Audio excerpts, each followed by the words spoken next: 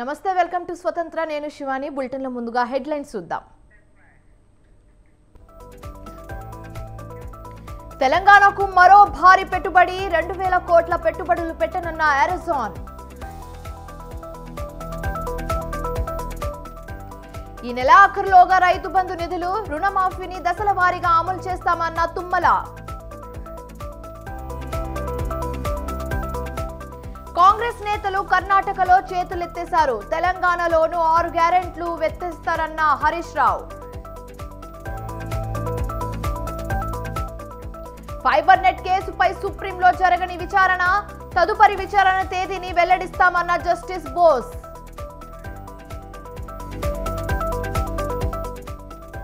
భారీ నష్టాల్లో దేశీయ స్టాక్ మార్కెట్లు సెన్సెక్స్ 1628 నిఫ్టీ 460 పాయింట్లకు పైగా నష్టం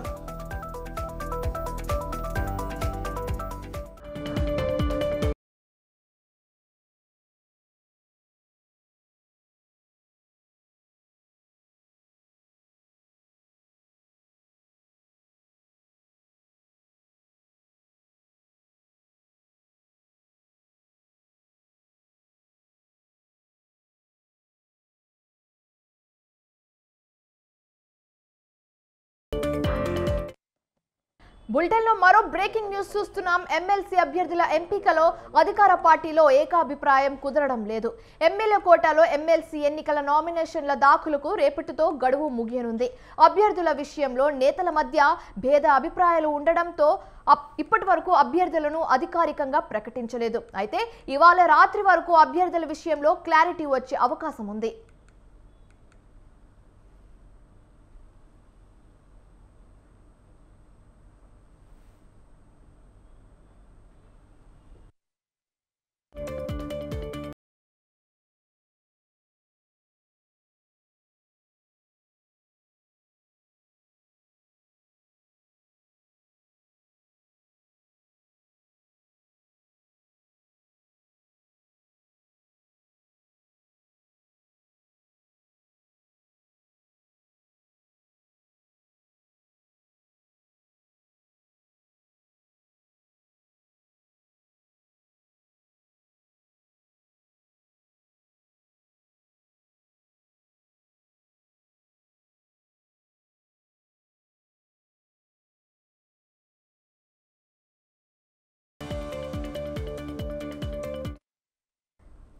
ఎమ్మెల్సీ అభ్యర్థుల ఎంపికలో అధికార పార్టీలో ఏకాభిప్రాయం కుదరడం లేదు. ఎమ్మెల్యే కోటాలో ఎమ్మెల్సీ ఎన్నికల నామినేషన్ల దాఖలు రేపటితో గడువు ముగియనుంది. అభ్యర్థుల విషయంలో నేతల మధ్య భేద అభిప్రాయాలు ఉండడంతో ఇప్పటి వరకు అభ్యర్థులను అధికారికంగా ప్రకటించలేదు. ఇవాళ రాత్రి వరకు అభ్యర్థుల విషయంలో క్లారిటీ వచ్చే అవకాశం ఉంది. అయితే దీనిపై మరింత సమాచారం మా బ్యూరో చీఫ్ నరేష్ గాంధీ భవన్ నుంచి లైవ్ లో అందిస్తారు. నరేష్ చెప్పండి, ఇప్పటి వరకు అసలు ఒక క్లారిటీ రాలేదు, ఎవరిని చూస్ చేస్తారనేది అందరికి డిఫరెంట్ పర్సెప్షన్స్ ఉండడంతో ఇప్పటి వరకు క్లారిటీ రాలేదు. అయితే రేపటితోటి గడువు ముగియనుంది కాబట్టి ఈ రోజు నైట్ వరకు అయినా క్లారిటీ వచ్చే ఛాన్సెస్ ఏమైనా ఉందా? మీ దగ్గర ఉన్న అప్డేట్స్ ఏంటి? శివాని, అభ్యర్థుల ఎంపికకు సంబంధించి కాంగ్రెస్లో ఇంకా కూడా కన్ఫ్యూజన్ కొనసాగుతోంది. అయితే ఈరోజు ఉదయం వరకు కూడా అభ్యర్థులను కాంగ్రెస్ పార్టీ ఖరారు చేసినట్టుగా వార్తలు బయటకు వచ్చాయి. కొంతమంది నాయకులు కూడా ధృవీకరించారు. అందులో భాగంగా పార్టీ అధికార ప్రతినిధి అద్దంకి దయాకర్తో పాటు ఎన్ఎస్యుఐ అధ్యక్షుడు అంటే పార్టీ అనుబంధ విద్యార్థి విభాగ అధ్యక్షుడైన బల్మూరి వెంకట్ వీళ్ళిద్దరు పేర్లు ఖరారయ్యాయి అని చెప్పి గాంధీ భవన్ వర్గాలు కూడా ధృవీకరించాయి. ఉదయం 11:30కి నామినేషన్ దాఖలు చేస్తారు అని చెప్పి కూడా మీడియాకు సమాచారం వచ్చింది. అయితే సాయంత్రం 3 గంటల వరకు నామినేషన్కు సమయం ఉండింది. అయితే 3 గంటల వరకు నామినేషన్ వేసే అవకాశాలు ఉన్నాయి. ఈ నేపథ్యంలో కొంతమంది ఎమ్మెల్యేలు కూడా అసెంబ్లీకి చేరుకున్నారు. ఎందుకంటే ఎమ్మెల్యే కోటాలో ఎమ్మెల్సీ ఎన్నికలు కాబట్టి ప్రతి అభ్యర్థికి 10 మంది ఎమ్మెల్యేలు సపోర్ట్ చేయాల్సి ఉంటుంది, అంటే సంతకాలు చేయాల్సి ఉంటుంది. ఈ నేపథ్యంలో ఆ ఎమ్మెల్యేలు మొత్తం కూడా నామినేషన్ పత్రాల మీద సంతకాలు చేశారు. కానీ అభ్యర్థుల పేర్లు ఖరారు కాని నేపథ్యంలో ఈరోజు నామినేషన్లు వేయలేదు. రేపు మధ్యాహ్నము 3 గంటల వరకు నామినేషన్లకు గడువు ఉన్న నేపథ్యంలో రేపు నామినేషన్లు వేసే అవకాశాలు ఉంటాయి. అయితే ఇప్పటివరకు అభ్యర్థుల ఎంపికకు సంబంధించి కాంగ్రెస్ పార్టీలో మాత్రం ఏకాభిప్రాయం కుదరలేదు. మొదటిసారిగా కాంగ్రెస్ పార్టీ అధికారంలోకి వచ్చిన తర్వాత వస్తున్న 2 ఎమ్మెల్సీ స్థానాలు కావడంతో చాలామంది నేతలు పోటీలు పడుతున్నారు. అయితే మొదట అద్దంకి దయాకర్తో పాటు మహేష్ కుమార్ గౌడ్ పార్టీ వర్కింగ్ ప్రెసిడెంట్గా ఉన్న మహేష్ కుమార్ గౌడ్కు ఎమ్మెల్సీ పదవులు ఇస్తున్నట్లుగా కాంగ్రెస్ ప్రకటించింది. అంటే అధికారికంగా ప్రకటించలేదు కానీ అంతర్గత సంభాషణల్లో పార్టీ మీటింగ్లో సైతం తుంగతుర్తి అసెంబ్లీ స్థానాన్ని త్యాగం చేసిన అద్దంకి దయాకర్ పార్టీకి మీడియాలో కానీ లేకపోతే వేదికల్లో కానీ బహిరంగ వేదికల్లో కానీ పార్టీ మౌత్ పీస్గా ఉన్నారు అద్దంకి దయాకర్. కాబట్టి ఎస్సీ సామాజిక వర్గానికి సంబంధించిన అద్దంకి దయాకర్కి ఎమ్మెల్సీ ఇస్తే సామాజిక న్యాయాన్ని చేకూర్చినట్టు అవుతుంది, ఎస్సీలు కాంగ్రెస్ పార్టీని హక్కును చేర్చుకుంటారు అన్న ఉద్దేశంతో అద్దంకి దయాకర్కు ఎమ్మెల్సీ స్థానాన్ని కాంగ్రెస్ పార్టీ ఇవ్వాలి అని చెప్పి డిసైడ్ అయింది. ఇక అదే సమయంలో party working president Mahesh Kumar Goud ఆయన నిజామాబాద్ అర్బన్ స్థానాన్ని ఆశించారు. అటువంటి మహేష్ కుమార్ గౌడ్కు చివరి నిమిషంలో అర్బన్ స్థానాన్ని కేటాయించలేదు. కామారెడ్డి నుంచి రేవంత్ రెడ్డి పోటీ చేశాడు కాబట్టి కామారెడ్డి టికెట్ను ఆశించిన షబ్బీర్ అలీ నిజామాబాద్ అర్బన్ నుంచి పోటీ చేశారు. ఈ నేపథ్యంలో ఈ షఫ్లింగ్లో మహేష్ కుమార్ గౌడ్కు టికెట్ దక్కలేదు. సో అద్దంకి దయాకర్ తరహాలోనే మహేష్ కుమార్ గౌడ్ కూడా తన సీటును త్యాగం చేయాల్సి వచ్చింది ఎమ్మెల్యే ఎన్నికల్లో. ఈ నేపథ్యంలో పార్టీ వర్కింగ్ ప్రెసిడెంట్ బీసీ సామాజిక వర్గము గౌడ సామాజిక వర్గానికి చెందిన మహేష్ కుమార్ గౌడ్కు మరొక స్థానాన్ని ఖరారు చేయాలి అని చెప్పి కాంగ్రెస్ పార్టీ నిర్ణయించింది. కానీ అనూహ్యంగా చివరి నిమిషంలో మహేష్ కుమార్ గౌడ్కు పీసీసీ చీఫ్గా బాధ్యతలు అప్పజెప్పాలి. ఈ నేపథ్యంలో మహేష్ కుమార్ గౌడ్ కాకుండా ఎన్ఎస్యుఐ రాష్ట్ర అధ్యక్షుడిగా ఉన్న బల్మూర్ వెంకట్ పేరును తెర మీదకి తీసుకొచ్చారు. అంటే మహేష్ కుమార్ గౌడ్ పేరు వెనక్కిపోయింది, బల్మూరు వెంకట పేరు తెర మీదకి వచ్చింది. బల్మూరు వెంకట్ తెలంగాణ అప్పటి కేసీఆర్ ప్రభుత్వానికి వ్యతిరేకంగా ఫైట్ చేశారు. ఇంటర్మీడియట్ విద్యార్థుల ఆత్మహత్యల విషయంలో కానీ దాంతోపాటుగా ఈ టీఎస్పీఎస్సీ పేపర్ లీకేజీ విషయంలో న్యాయ పోరాటాలు చేశారు, జైలు జీవితాన్ని అనుభవించారు, లాఠీ దెబ్బలు తిన్నారు. కోర్టు లోపల కోర్టు వెలుపల కూడా విద్యార్థుల పక్షాన నిరుద్యోగుల పక్షాన పెద్ద ఎత్తున బల్మూరు వెంకట పోరాటం చేశారు. సో అటువంటి నేపథ్యంలో బల్మూరు వెంకట్ పేరు తెర మీదకి వచ్చింది. ఇక ఈరోజు వాళ్ళిద్దరూ అంటే అద్దంకి దయాకర్ బల్మూరు వెంకట్ ఇద్దరు నామినేషన్లు వేస్తారు అని చెప్పి కూడా అందరూ అనుకుంటున్న క్రమంలో చివరి నిమిషంలో కాంగ్రెస్ సీనియర్లు మరొక ట్విస్ట్ ఇచ్చారు. ఎందుకంటే అద్దంకి దయాకర్ బల్మూరు వెంకట్ కాకుండా ఖచ్చితంగా మహేష్ కుమార్ గౌడ్ను అకామిడేట్ చేయాల్సిందే. మహేష్ కుమార్ గౌడ్ ఒక బీసీ సామాజిక వర్గానికి చెందిన మహేష్ కుమార్ గౌడ్ను పక్కన పెట్టి విలమ సామాజిక వర్గానికి చెందిన బల్మూరి వెంకట్కు టికెట్ కేటాయిస్తే కనుక ఎమ్మెల్సీ ఈ అవకాశం కల్పిస్తే కనుక బీసీలు వ్యతిరేకించే అవకాశాలు ఉంటాయి. కాబట్టి ఎట్టి పరిస్థితుల్లో మహేష్ కుమార్ గౌడ్ కూడా అవకాశం కల్పించాల్సిందే అని చెప్పి కూడా కొంతమంది సీనియర్లు ఒత్తిడి తీసుకొచ్చినట్టుగా తెలుస్తూ ఉంది. ఈ నేపథ్యంలో అద్దంకి దయాకర్, బల్మూరి వెంకట్, మహేష్ కుమార్ గౌడ్ ఈ ముగ్గురికి కూడా టికెట్లు ఇవ్వాల్సిన అనివార్యత కాంగ్రెస్ పార్టీలో వ్యక్తమవుతోంది. కానీ 2 స్థానాలు ఉన్నాయి. ఈ ముగ్గురిలో ఇద్దరికీ అవకాశం కల్పిస్తారు. మరి మిగిలిన ఎవరికైతే అవకాశం కల్పించలేదో వాళ్లకు ఎటువంటి న్యాయం చేయాలి అన్న అంశానికి సంబంధించి వాళ్ళను ఏ రకంగా బుజ్జగించాలి అన్న అంశానికి సంబంధించి కూడా కాంగ్రెస్ పార్టీ ఇప్పటివరకు అయితే ఇదమిత్తంగా ఒక నిర్ణయం తీసుకోలేదు. కాబట్టి ఈరోజు రాత్రిలోపు ఈ ముగ్గురిలో 2 పేర్లను ఖరారు చేస్తారు. ఎవరికైతే అవకాశం కల్పించలేకపోతున్నారో భవిష్యత్తులో వాళ్లకు ఎటువంటి హామీ ఇవ్వాలి అన్న అంశానికి సంబంధించి కూడా కాంగ్రెస్ పార్టీ వాళ్ళను కలిసి బుజ్జగించే అవకాశాలు మాత్రం కనిపిస్తామని. ఏది ఏమైనప్పటికీ రేపు మధ్యాహ్నం 3 గంటల లోపు నామినేషన్లు దాఖలు చేయాల్సి ఉంటుంది. కాబట్టి ఈరోజు రాత్రి లోపు అభ్యర్థులను కాంగ్రెస్ పార్టీ ఖరారు చేసే అవకాశాలు అయితే మనకు కనిపిస్తా ఉన్నాయి. Shivani. Right, thanks for the update Naresh.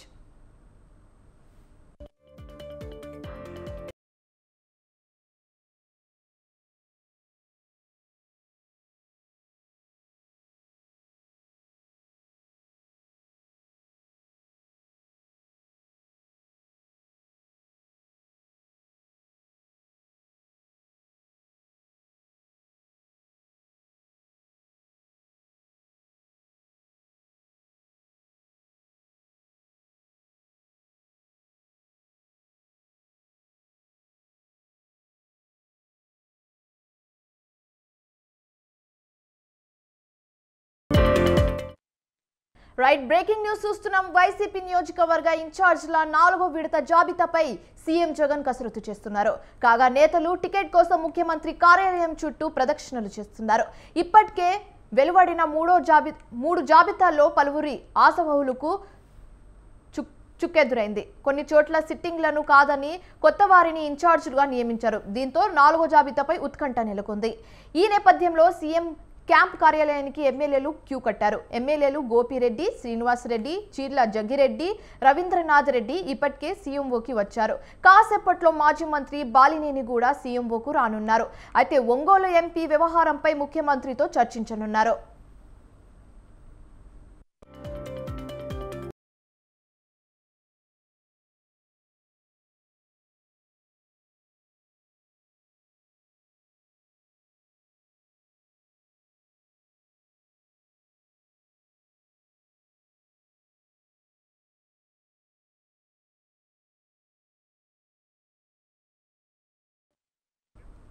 Right, ఇక దీనిపై మరింత సమాచారం మా ప్రతినిధి రమేష్ లైవ్ ద్వారా అందిస్తారు. రమేష్, చెప్పండి, మీ వద్ద ఉన్న అప్డేట్స్ ఏంటి?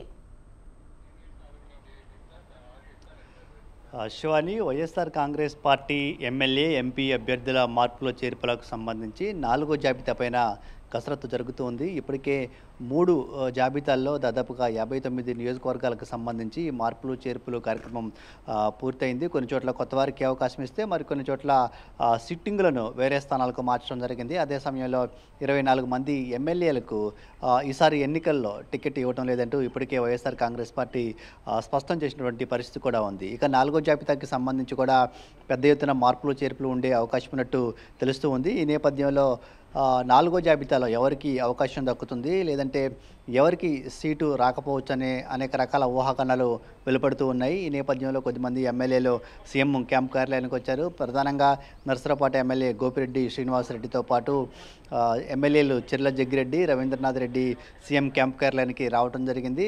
మరి కాసేపట్లో మాజీ మంత్రి బాలినేని శ్రీనివాసరెడ్డి కూడా సీఎం క్యాంప్ కార్యాలయానికి వచ్చే అవకాశం ఉంది. ప్రధానంగా బాలినేని వ్యవహారం పార్టీలో గత కొద్ది రోజులుగా కొంత ఆసక్తిగా మారుతుందని చెప్పుకోవచ్చు. వచ్చే ఎన్నికల్లో బాలినేని శ్రీనివాసరెడ్డి ఒంగోలు నుంచి పోటీ చేసేందుకు లైన్ క్లియర్ అయినప్పటికీ ఒంగోలు ఎంపీ స్థానానికి సంబంధించి ఇంకా వైఎస్ఆర్ కాంగ్రెస్ పార్టీలో స్పష్టత రాలేదు. ప్రధానంగా గత ఎన్నికల్లో వైఎస్ఆర్ కాంగ్రెస్ పార్టీ నుంచి విజయం సాధించినటువంటి మాగుంట శ్రీనివాసరెడ్డికి వచ్చే ఎన్నికల్లో టికెట్ ఇచ్చే అంశంలో జగన్మోహన్ రెడ్డి అంతా సానుకూలంగా లేరు. కానీ బాలినేని శ్రీనివాసరెడ్డి మాత్రం ఖచ్చితంగా వచ్చే ఎన్నికల్లో ఒంగోలు పార్లమెంటు స్థానాన్ని మాగుంట శ్రీనివాసరెడ్డికే కేటాయించాలని పట్టుబడుతూ ఉన్నారు. ఈ నేపథ్యంలో గతంలోనే ఆయన ముఖ్యమంత్రి జగన్మోహన్ రెడ్డితో సమావేశమయ్యేందుకు విజయవాడలో 3 రోజుల పాటు వేచి ఉన్నప్పటికీ కూడా సీఎం జగన్మోహన్ రెడ్డి అపాయింట్మెంట్ లభించలేదు. దీంతో బాలినేని శ్రీనివాసరెడ్డి కొంత అసంతృప్తి వ్యక్తం చేయడం జరిగింది. సీఎం క్యాంపు కార్యాలయానికి రాకుండా తన అనుచరుల దగ్గర తీవ్ర అసంతృప్తి వ్యక్తం చేస్తూ హైదరాబాద్కి వెళ్ళినటువంటి పరిస్థితి ఉంది. అదే సందర్భంలో ప్రకాశం జిల్లాలో ఏదైతే మంత్రులు నియోజకవర్గాలు మారారో ఆ మంత్రుల నియోజకవర్గాలు మారిన సందర్భంలో వారిని నియోజకవర్గ నేతలకు పరిచయం చేసే కార్యక్రమం జరిగినప్పటికీ కూడా బాలినేని శ్రీనివాసరెడ్డి మాత్రం జిల్లాకి రాలేదు. దీంతో బాలినేని వ్యవహారం అనేది కొంత హాట్ టాపిక్గా మారింది.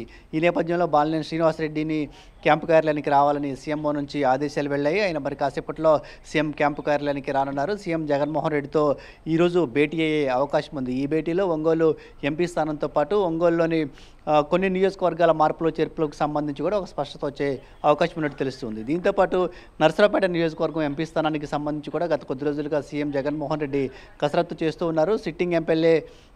సిట్టింగ్ ఎంపీ లావు శ్రీకృష్ణదేవరాయలను వచ్చే ఎన్నికల్లో గుంటూరు పార్లమెంట్ నుంచి పోటీ చేయాలని గతంలోనే సీఎం జగన్మోహన్ రెడ్డి చెప్పారు. కానీ లావు శ్రీకృష్ణదేవరాయలు అందుకు సానుకూలంగా లేరు. నర్సరావుపేట నుంచే పోటీకి సిద్ధమని ఆయన గతంలోనే ప్రకటించడం జరిగింది. ఇక పార్లమెంటు పరిధిలోని మెజారిటీ ఎమ్మెల్యేలు శ్రీకృష్ణదేవరాయలకు మళ్ళీ ఎంపీ టికెట్ ఇవ్వాలని కోరుతూ ఉన్నప్పటికీ కూడా జగన్మోహన్ రెడ్డి మాత్రం నర్సరావుపేట పార్లమెంటు స్థానానికి బీసీ అభ్యర్థిని బరిలో దింపేందుకు ఆలోచన చేస్తూ ఉన్నారు. అందులో భాగంగానే గతంలో మాజీ మంత్రి పేరు కూడా ఒకటి తెరపైకి రావడం జరిగింది. కానీ ఆయన నర్సరావుపేట ఎంపీగా పోటీ చేసేందుకు ఆసక్తి చూపించలేదు. దీంతో యువ నేతను నర్సరావుపేట పార్లమెంట్ బరిలో దింపే ఆలోచన కూడా సీఎం జగన్మోహన్ రెడ్డి చేస్తున్నప్పటికీ స్థానికంగా ఎమ్మెల్యేలు మాత్రం ఈ విషయంలో కొంత సీఎం నిర్ణయాన్ని వ్యతిరేకిస్తున్నట్టు తెలుస్తూ ఉంది. ఈ నేపథ్యంలోనే నర్సరావుపేట పార్లమెంట్ స్థానానికి సంబంధించి ఎవరిని పోటీ చేయించాలనే అంశంపైన కూడా ఈరోజు చర్చ జరగనున్నట్టు తెలుస్తోంది. ఈ సమావేశంలో నర్సరావుపేట ఎమ్మెల్యే గోపిరెడ్డి శ్రీనివాసరెడ్డి కూడా పాల్గొనే అవకాశం ఉంది. నర్సరావుపేట పార్లమెంట్ స్థానానికి సంబంధించి అభ్యర్థిని ఖరారు చేసే అంశంపైన కూడా ఈరోజు చర్చ జరుగుతుంది. దీనికి సంబంధించి కూడా ఈరోజు లేదంటే రేపట్లో ఒక క్లారిటీ వచ్చే అవకాశం ఉంది. మొత్తంగా చూస్తే మాత్రం 4వ జాబితాకు సంబంధించి సీఎం జగన్మోహన్ రెడ్డి కసరత్తు కొనసాగిస్తూ ఉన్నారని చెప్పుకోవచ్చు. ఈ నెల 19వ తేదీన అంబేద్కర్ విగ్రహం యొక్క ఆవిష్కరణ కార్యక్రమం కూడా ఉంది. ఆ తర్వాత అంటే 20వ తేదీన ఈ జాబితాను ప్రకటించే అవకాశం ఉంది. ఈ నేపథ్యంలోనే ఈరోజు రేపు ఈ ఎమ్మెల్యే ఎంపీ అభ్యర్థుల మార్పులు చేర్పులకు సంబంధించి అయితే సీఎం జగన్మోహన్ రెడ్డి కసరత్తు చేస్తూ ఉన్నారు. Shivani, right, thanks for the updates Ramesh.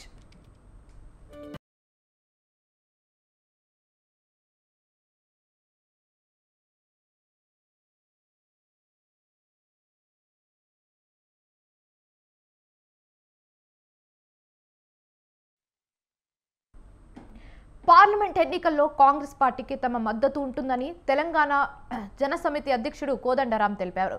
తనకు కాంగ్రెస్ ఎమ్మెల్సీ ఇస్తానని హామీ ఇచ్చిందని తెలిపారు.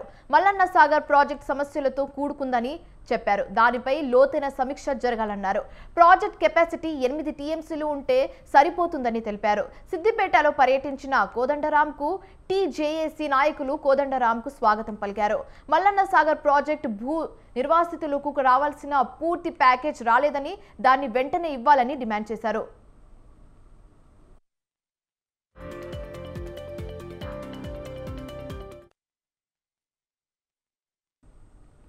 అధికార వైసీపీపై టీడీపీ నేత పట్టాభి విమర్శలు చేశారు. ముఖ్యమంత్రి జగన్మోహన్ రెడ్డి అధికారంలోకి వచ్చిన మొదటి సంవత్సరమే వరల్డ్ ఎకనామిక్ ఫోరం సదస్సుకు డుమ్మ కొట్టారని అన్నారు. కరోనా తర్వాత సంవత్సరం డావోస్ వెళ్లి పేరిట ప్రత్యేక విమానంలో లండన్కు వెళ్లాడని అన్నారు.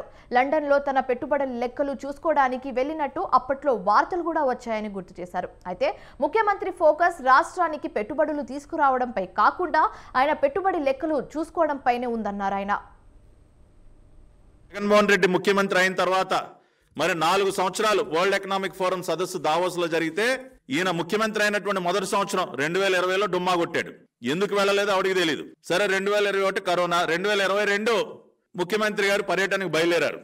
కానీ ఆ రోజున వచ్చినటువంటి వార్తలు ఏంటంటే ఈయన గారు విజయవాడ నుంచి ప్రత్యేక విమానంలో స్పెషల్ ఫ్లైట్ వేసుకుని కొన్ని కోట్ల రూపాయలు తగలేసి ఈయన దావోస్ కని చెప్పి బయలుదేరాడు. స్విట్జర్లాండ్కి దావోస్ కని చెప్పి బయలుదేరి విమానాన్ని నేరుగా లండన్ తీసుకువెళ్ళి అక్కడ తన కుమార్తెను గెలిచారా, లేదంటే ఆయన వ్యాపార విదేశీ దొంగ పెట్టుబడులన్నీ చాలా దేశాల్లో ఉన్నాయి కదండి, మరి ఆ లెక్కలు చూసుకోవడానికి లండన్ వెళ్ళాడా?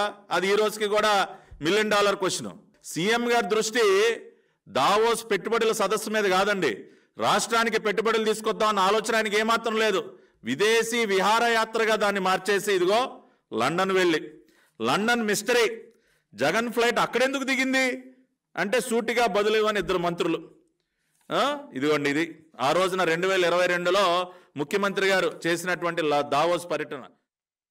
ఇవాళ జగన్మోహన్ రెడ్డి ముఖ్యమంత్రి అయిన తర్వాత మరి 4 సంవత్సరాలు వరల్డ్ ఎకనామిక్ ఫోరం సదస్సు దావోస్ లో జరిగితే ఈయన ముఖ్యమంత్రి అయినటువంటి మొదటి సంవత్సరం 2020లో డుమ్మా కొట్టాడు. ఎందుకు వెళ్ళలేదో ఆవిడికి తెలియదు. సరే 2021 కరోనా, 2022 ముఖ్యమంత్రి గారు పర్యటనకు బయలుదేరారు. కానీ ఆ రోజున వచ్చినటువంటి వార్తలు ఏంటంటే ఈయన గారు విజయవాడని ఎన్టీఆర్ జిల్లా మైలవరంలో ఉద్రిక్తత చోటు చేసుకుంది. చెరువు భూమి వివాదం 2 వర్గాల మధ్య చిచ్చుపెట్టింది.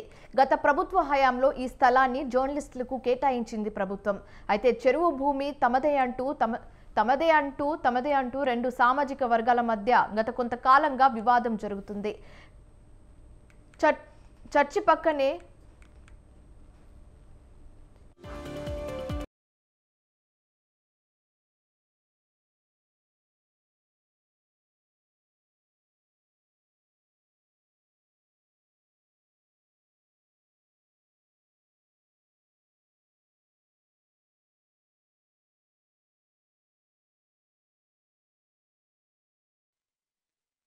ఆ 70 సంవత్సరాలు అవుతుంది చర్చి కట్టి. ఆ చర్చి ప్రాంతంలో కొద్ది ఖాళీ స్థలం ఉంటే కొంచెం నివాసం వేసుకొని చర్చి కట్టుకుంటున్నాం. మళ్ళీ ఇది కారిపోతుందని వెళ్తే అది ఎప్పటి నుంచో రాలేదు. వాళ్ళు ఆ బారున అందరూ వేసుకున్నారు ఆపుకొని. మేము కూడా అట్లాగే ఆక్రమించుకొని వేసుకుంటే వాళ్ళ మాదని వచ్చి వడ్రోళ్ళు వచ్చి మమ్మల్ని కొట్టి మా వాడికి తలకా పగలగొట్టి మమ్మల్ని పిల్లల్ని అమ్మల్ని మమ్మల్ని కొట్టి బయటికి లాగేసి మమ్మల్ని నానా విభత్సం చేసేసి అసలు మీరు రాటాకి వెళ్ళలేదని ఎస్ఐ గారి ముందే మా మీద ఎగబడ్డారు. మాది నా కొడకలారా మీకేం పని రా ఇది, చర్చిలు ఎక్కడ మీరు ఆపుకుంటే మేమేం చేయాలి, చర్చి కూడా పడేస్తాం మీరు దిక్కుండా సార్ చెప్పుకోండి, మీ పొలాలు వచ్చి మా యాత్ర దిగుతారు, మీ పొలం వచ్చి అని అది కానీ మమ్మల్ని కొట్టి దూషించి ఇవ్వండి. తాను అల్లాకు తప్ప ఎవరికి భయపడనని ఆల్ ఇండియా ఎంఐఎం అధినేత అసదుద్దీన్ ఓవైసీ అన్నారు. ప్రధాని మంత్రి నరేంద్ర మోదీ అయినా అమిత్ షా అయినా వారికి భయపడవద్దని సూచించారు. నేనేమిటో నా ప్రభువుకు తెలుసు, నేను అల్లాకు మాత్రమే భయపడతాను అని ఆయన అన్నారు. ప్రభుత్వానికి భయపడవద్దు, ఎవరికి భయపడవద్దని పిలుపునిచ్చారు.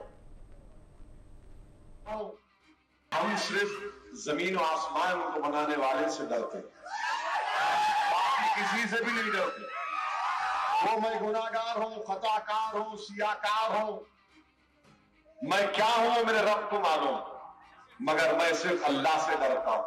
और तुमको भी बोलने आया हूं, ना मोदी से डरना, ना शाह से डरना, ना हुकूमत से डरना, किससे नहीं डरना, सिर्फ अल्लाह से डरना। हम सिर्फ जमीन और आसमान को बनाने वाले से डरते, बाकी किसी से भी नहीं डरते।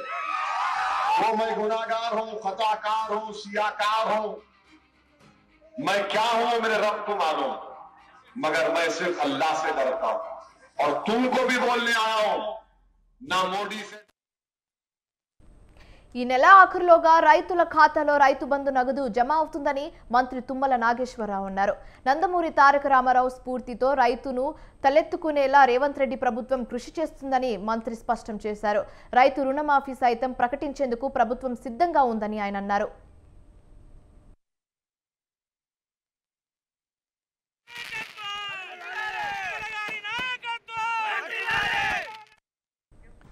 నిజామాబాద్ జిల్లా నందిపేట్ మండలం ఆంధ్రనగర్లో ఏర్పాటు చేసిన దివంగత ఎన్టీఆర్ విగ్రహాన్ని మంత్రి ఆవిష్కరించారు.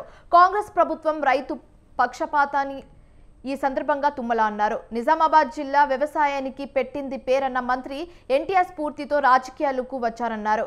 ఎన్టీఆర్ నిరంతరం రైతుల సంక్షేమం కోసం ఆలోచించేవారని గుర్తు చేశారు. కాంగ్రెస్ మేనిఫెస్టోలో రైతుల సంక్షేమం కోసం ప్రవేశపెట్టిన రైతు బంధు, రైతు బీమా, రుణమాఫీలతో పాటు అన్ని పథకాలను ప్రభుత్వం అమలు చేస్తుందని హామీ ఇచ్చారు. రైతు బంధు రాని రైతులు ఆందోళన చెందొద్దని, ఈ నెలాఖరులోపు రైతు బంధు డబ్బులను రైతుల ఖాతాలోకి జమ చేస్తామని తుమ్మల చెప్పారు. 2 లక్షల రైతు రుణమాఫీని దశల వారీగా అమలు చేసేందుకు ప్రభుత్వం కృషి చేస్తుందని ఆయన అన్నారు.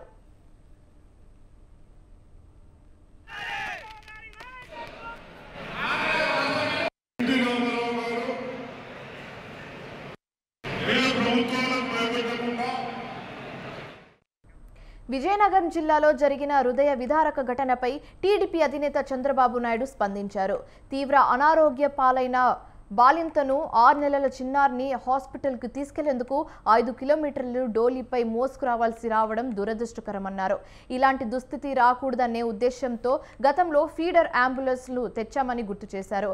ఇప్పుడు వాటిని పక్కన పడేసి గిరిజనుల ప్రాణాలతో చెలగాటలాడుతున్నారని ఆగ్రహం వ్యక్తం చేశారు. తల్లి, బిడ్డ చనిపోవడానికి కారణం ప్రభుత్వ అలసత్వం కాదా అని ట్విట్టర్ ద్వారా ప్రశ్నించారు.